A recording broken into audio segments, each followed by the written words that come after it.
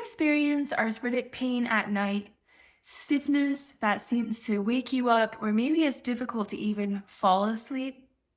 If you're wondering why and what to do if you do experience pain at night so you can actually sleep through the night, this video is for you. I am a physical therapist if we haven't met before. I specialize in helping people with osteoarthritis. Now, I want you to know that pain at night is very, very common, but there are some things you can do to improve it so that you can get more restful sleep. Now, sleep is incredibly important, especially when you have osteoarthritis, because the less sleep you get or the poorer sleep that you get, the more sensitive you can become to pain, which can increase your pain, increase your irritation. So it is so important to get quality sleep. I'm going to tell you today 5 strategies that you can use to help improve your sleep even with arthritis. So let's get into it. Number 1 is actually one that surprises a lot of people. One reason for pain at night and one way to prevent it is to watch overdoing it. I was just talking with someone recently who was dealing with occasional knee pain at night. Now, this pain would keep her up. It would also wake her up throughout the night. And I always tell people, when you experience night pain, especially if it's occasional, think about the day that you just had, the activities you did, maybe the foods you ate, or sometimes even the day previous. If you're all of a sudden had an increase in activity, maybe you're trying new workouts or experiencing with some new movements, or you're just moving a lot more than you usually do, that overactivity can lead to pain at night. Now, unfortunately, sometimes it's in a trial and error scenario. So she was trying to tie her pain to something. What she didn't realize was, until we started talking, that the night that she had most recently experienced night pain, she had tried to increase the amount she was moving because she thought movement is great, and it is. But she went from moving occasionally throughout the day to now setting a timer and getting up every 20 minutes, and she was up for 20 minutes. And then she'd rest for 20 minutes, and that went on throughout the day. And that was a lot more movement than she typically did, and that did lead to some pain at night. When it comes to movement is great for osteoarthritis. But when we have a sudden increase in movement or a sudden increase in activity that's out of the norm, it can lead to some pain. Now, ideally, you would gradually increase that movement. So for her, we would look at gradually increasing to maybe getting up every hour, being up for a few minutes and then resting for a few minutes, decreasing the amount of volume that she's spending moving around to allow her joints to gradually get used to more activity. Same thing goes when you're starting maybe a new workout program, gradually starting for about 15 minutes of a set workout, depending on what it is.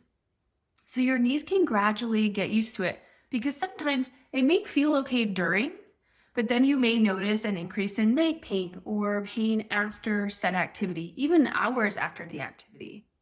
So we have to be aware that doing too much activity can actually lead to some night pain. So if you are experiencing night pain, think about your activity levels and see if that may have an impact. Now, if it does, just think about trying to pace your activities, trying to think about reducing certain volume, if it's walking a certain distance, reducing that down to a more tolerable level, and then working your way up.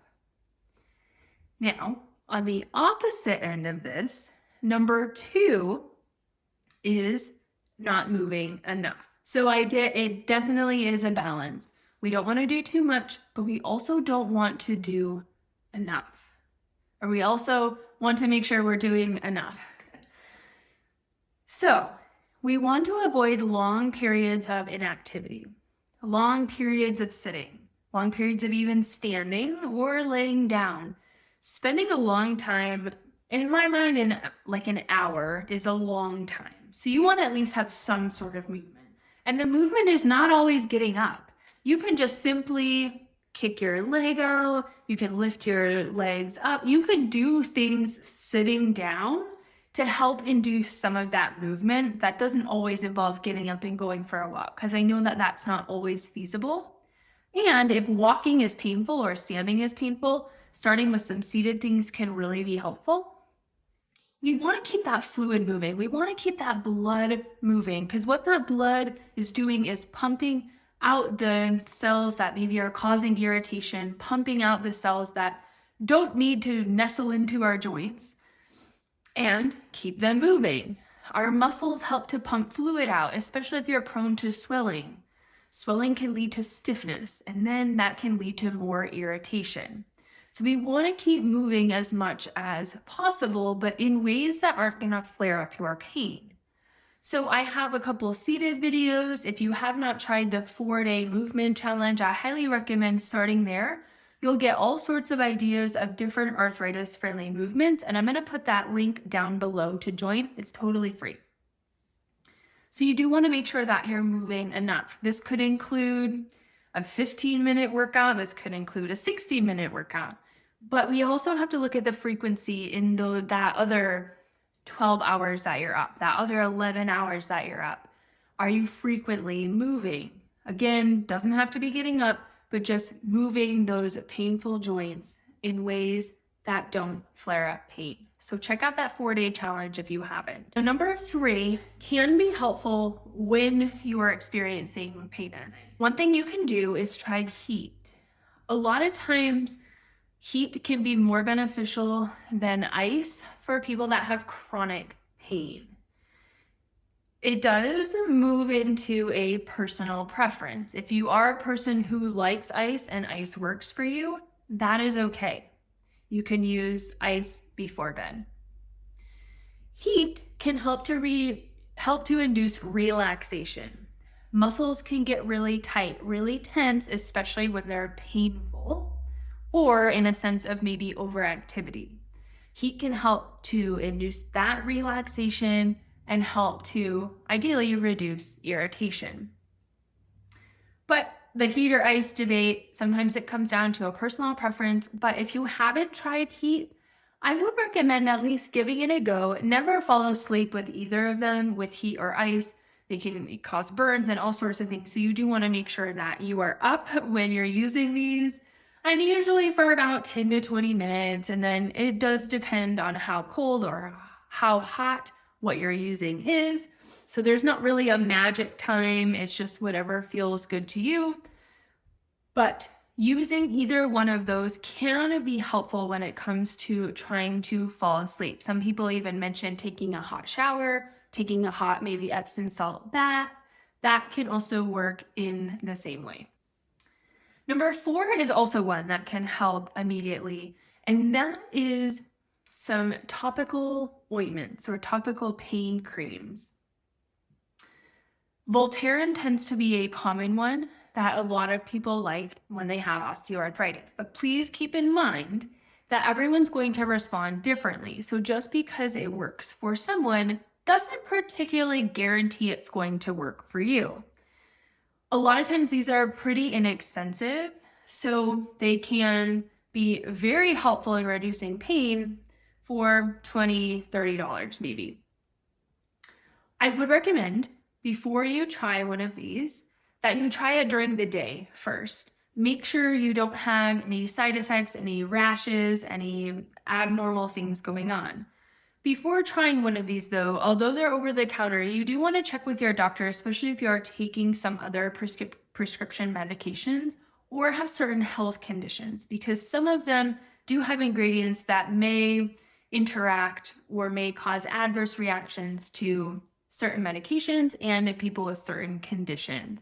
So I would check with your doctor first before starting one of those, but they can be very helpful when it comes to finding pain relief in the moment. So that is one thing that you can check out. There are all kinds. There are CBD creams, there are over-the-counter creams, BioFreeze, Icy Hot, whatever you prefer and whatever works for you. But please keep in mind, you may need to try one or two before finding one that works for you. Okay, lastly, when we're talking about improving pain at night when it comes to osteoarthritis, I would say this may be the most important one. And this can be one that is simple when you're thinking about it, but may not be the easiest to do, which is why I'm glad you're here. Because number 5 is trying to control your pain during the day, which I know you're probably like, well, duh, I'd love to do that. Well, what happens when you're in a chronic state of high levels of pain? Your nervous system is working on overdrive, trying to process all the pain signals. You may be tense, you may be anxious. Your body is in a constant state of what's called fight or flight, but you just are on all the time. When this happens, you can be more sensitive to pain. You can be more sensitive to irritability. You may also not have a whole lot of motivation to get up and move. And you may also have all sorts of things running through your mind, and you're not particularly in a state to relax and try to go to sleep. I do have a video that has 5 things to help with pain control when it comes to osteoarthritis. But there are a couple of ways that we already mentioned that can help you control your pain. So for example, number 1, if you avoid overdoing it. If you know what your joints can handle, avoid continuing to press into and over that threshold. For example, if you know that walking 1 mile really flares your hip, continuing to push and try to walk a mile every day because you want to get better at it is not particularly the way to go, especially if you know that's what flares your pain up significantly. Dial it back, try a half mile, because we don't want to keep pushing into those higher levels of pain. Movement is great, but sometimes more is not always better. We need movements that our joints are going to like. Also, that frequency in movement. Trying to find those movements that your joints like and be fairly frequent with them, so you aren't continuing to push into that pain, aren't continuing to cause significant stiffness. Food also can play a part when it comes to controlling pain. If you know your joint is sensitive to sugar, or if you know your joint is sensitive to certain foods, keep that in mind. And if you aren't particularly aware of that, think about, again, when you're experiencing night pain, what did you change this day? Did you eat something different? Did you try something different? Did you, again, not move as much, move too much? These things can help you controlling your pain. Now, you can use heat, you can use ice, you can use topical pain creams during the day. The more time that you can spend out of pain, that allows your nervous system to relax. Now, again, I know it's probably much easier said than done. But if we think about and finding these ways, going to that video, you'll see 5 strategies on how to help reduce arthritis pain. Give some of these a try. Have an open mind and in trying things like meditation, trying other relaxation tactics. These things can help you reduce your pain levels. We just don't want to be in that constant high level pain because that may disrupt your sleep. That may make sleeping hard if you're not able to relax, if your nervous system's firing on all cylinders. Trying to use some of these factors, but then also trying to take matters into your own hands as far as diet, the foods you're eating, and the amount you're moving can be very, very powerful when it comes to sleeping and osteoarthritis. I know that sleeping can be very difficult, and there are other strategies that you can implement, but these are the 5 I would start looking at and seeing if you can modify or change any of the habits that you're currently doing. A big takeaway from this is just being aware of what changed. Think about the nights that you experienced pain. Ask yourself what changed. It might not always be the most obvious, but if we start becoming aware of these habits, then we can start to change them. I hope this was helpful. Check out that free 4-day challenge down below if you haven't already. It's an arthritis-friendly workout challenge. Thank you so much for watching. Hit that red subscribe button down below if you enjoyed this, and put a comment down below and let me know what you think.